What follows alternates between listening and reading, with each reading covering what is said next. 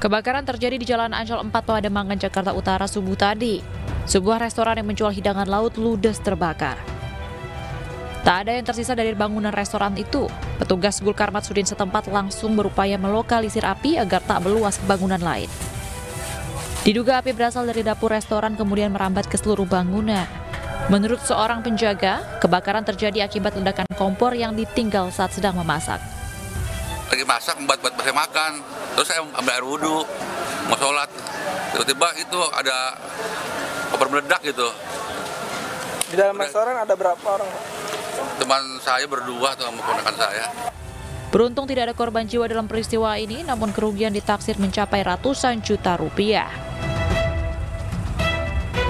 Puluhan rumah ludes terbakar dalam peristiwa kebakaran yang terjadi di kota Blangejaren, Kabupaten Gayo Lues, Aceh pada Selasa malam. Beberapa mobil pemadam kebakaran dikerahkan ke lokasi kejadian untuk melakukan pemadaman.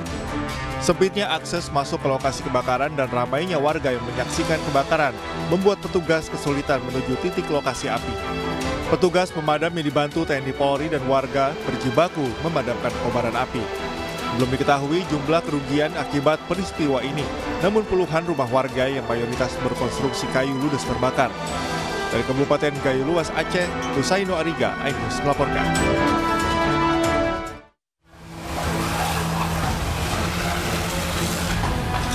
Api dengan cepat melalap sebuah gudang penyimpanan kemasan kaleng milik sebuah perusahaan di bidang cold storage di Kecamatan Biringkanaya, Kota Makassar, Sulawesi Selatan pada malam tadi. Petugas setempat mengalami kesulitan untuk memadamkan kobaran api, lantaran terdapat tumpukan kaleng dan sejumlah kardus yang mudah terbakar.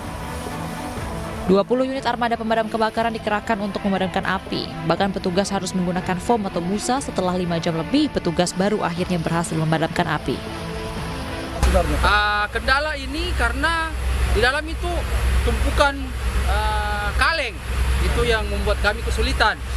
Terus sumber air yang sulit, tapi tadi kita sudah mengusahakan di samping Rumah Sakit Dayak untuk mengadakan pengisapan untuk pemadaman. Jadi alhamdulillah bahwa tidak ada korban jiwa, kemudian kerugian berupa finansial itu masih sementara dalam penyelidikan pihak forensik. Penyebab kebakaran itu masih diselidiki, tapi ada dugaan kemungkinan dari arus. Tidak ada korban jiwa dalam peristiwa ini, lantaran saat kebakaran terjadi para pekerja sudah pulang. Diduga api berawal dari arus pendek listrik dan polisi masih melakukan penyelidikan terkait kebakaran tersebut.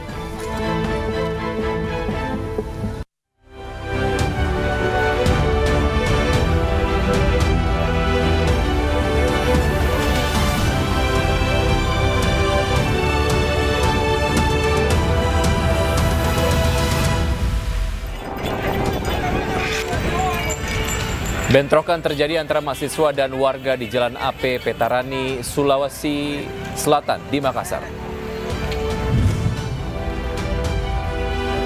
Wapres minta masyarakat tidak terprovokasi akibat penembakan di kantor MUI.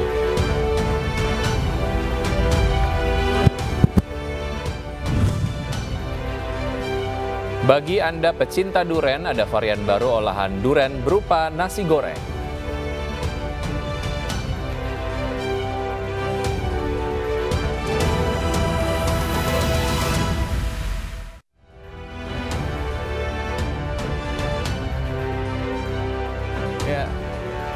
Selamat siang pemirsa, apa kabar Anda hari ini? Senang sekali, saya Wiki Adrian. Dan saya Bibi Kristami, tentunya kembali hadir menemani Anda dalam iNews Siang hari ini. Dan selain 3 berita utama tadi, iNews Siang juga akan menyuguhkan beragam informasi menarik lainnya. Dan iNews Siang hari ini kami awali dari Makassar, Sulawesi Selatan. Terjadi bentrokan antara warga dan mahasiswa di Jalan AP Petarani, Makassar. Akibat dari bentrokan tersebut, lalu lintas di ruas jalan ini terhambat total.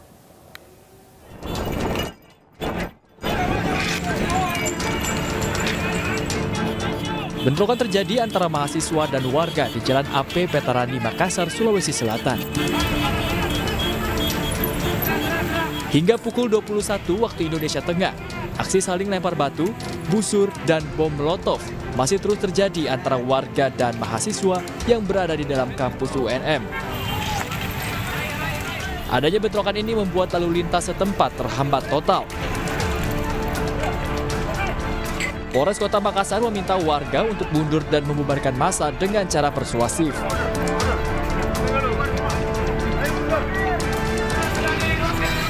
Sebelumnya ratusan mahasiswa memblokir satu ruas jalan AP Petarani pada Selasa sore usai menyampaikan aspirasinya menyoroti pendidikan yang semakin mahal setiap tahunnya. Dari Kota Makassar, Sulawesi Selatan, Muhammad Nurbone, iNews melaporkan. Sementara itu pemirsa, di Jakarta tawuran antar remaja malam tadi pecah di Ciracas, Jakarta Timur. Diduga tawuran dipicu saling ejek di media sosial.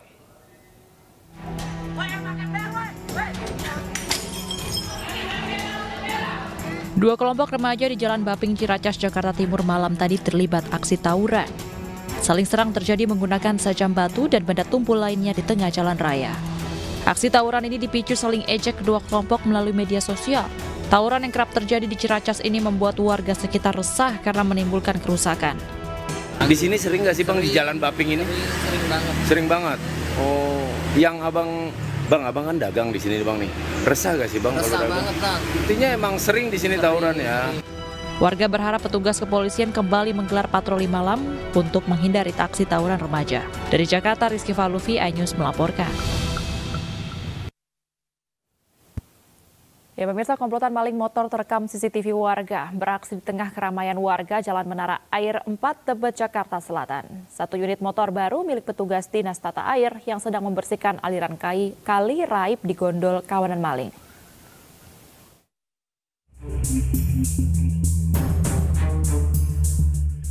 Terekam dalam kamera pengamanan CCTV saat sekelompok curanmor beraksi di tengah pemukiman padat penduduk di Jalan Menara Air 4 Tebet, Jakarta Selatan.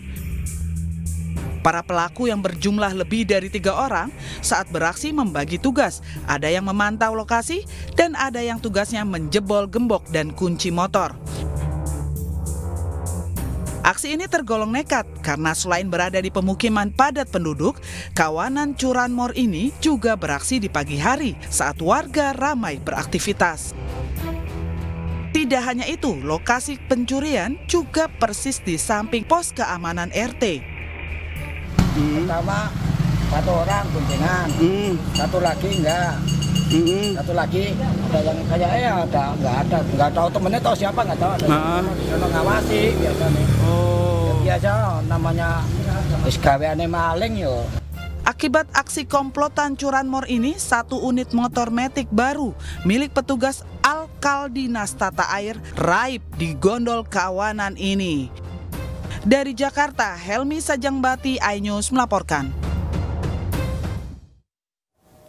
3 orang wisatawan asal Sumatera Selatan meninggal dunia setelah terseret ombak Pantai Panjang Bengkulu. Tim SAR gabungan masih mencari 2 korban lainnya yang belum ditemukan.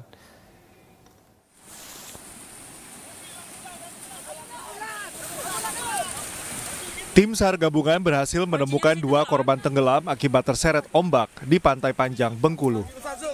Korban dievakuasi menggunakan perahu karet tim SAR dari lokasi korban ditemukan. 1 korban lainnya juga berhasil ditemukan dalam kondisi tidak sadarkan diri. Maka ada 6 orang, 6 warga yang berenang dari Sumatera Selatan yang mereka tidak hafal, tidak tahu bagaimana kondisi laut Bengkulu. Sebelumnya korban berenang di zona larangan Pantai Panjang Bengkulu pada Selasa pagi dan luput dari pengawasan. 2 korban lainnya masih dalam pencarian tim SAR gabungan dengan menyisir di sekitar Pantai Panjang dengan radius 1 km. Dari Kota Bengkulu, Endro Dwirawan, iNews melaporkan.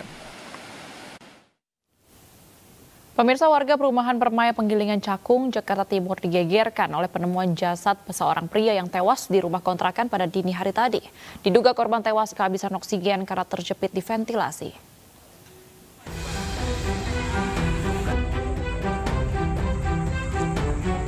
Warga perumahan Permai RT 12 RW 06, Penggilingan Cakung, Jakarta Timur digegerkan penemuan jasad seorang pria yang terjepit di ventilasi rumah kontrakan. Korban ditemukan dalam kondisi terbujur kaku dan menggantung di dinding. Warga yang mengetahui kejadian itu langsung melaporkan ke pihak kepolisian dan petugas Gul Kramat untuk mengevakuasi jasad pria berusia 40 tahun itu. Anggota Polsek Cakung yang datang langsung melakukan olah TKP dan mengidentifikasi korban. Korban yang pada saat kejadian di rumah seorang diri mencoba naik ke ventilasi, namun terpleset hingga menyebabkan korban terjepit. Diduga korban tewas kehabisan oksigen karena sebagian tubuhnya terjepit. Di apa Pak? Di lubang angin ventilasi. Karena dia mungkin mau naik, kepleset jadi dia nyangkut. Kepalanya sudah masuk ke dalam, keluar, tangannya nggak bisa turun lagi karena udah terjepit seperti itu. Masuk gitu. Kasih kepala, tangan satu bisa turun lagi karena ganjalannya ini copot atau kendor. Jadi dia nggak bisa bersikap lagi. Gitu. Jasad korban baru diketahui keluarga 1 jam setelah kejadian. Sementara itu, pihak keluarga menolak otopsi dari petugas kepolisian, sehingga jasad langsung diserahkan kepada pihak keluarga. Dari Jakarta, Sofyan Firdaus, iNews melaporkan. 5 personil Bandara Kuala Namu dinonaktifkan pasca temuan mayat wanita membusuk di lorong bawah lift terminal Bandara Internasional Kuala Namu.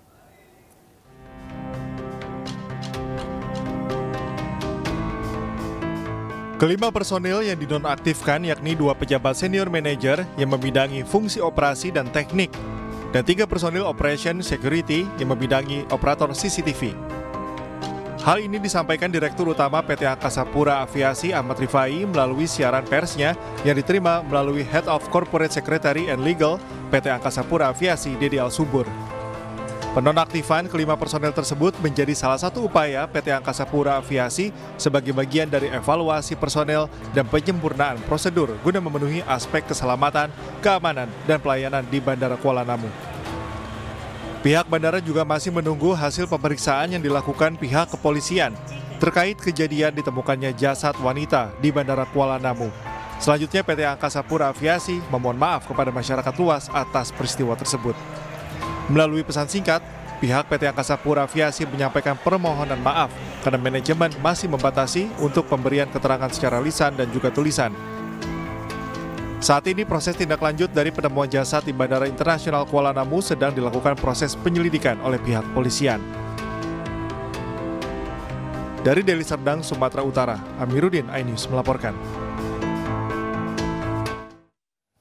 Pemirsa, puluhan WNI korban penyekapan berharap bisa segera pulang ke tanah air. Informasi selengkapnya hanya di iNews Siang usai jeda berikut.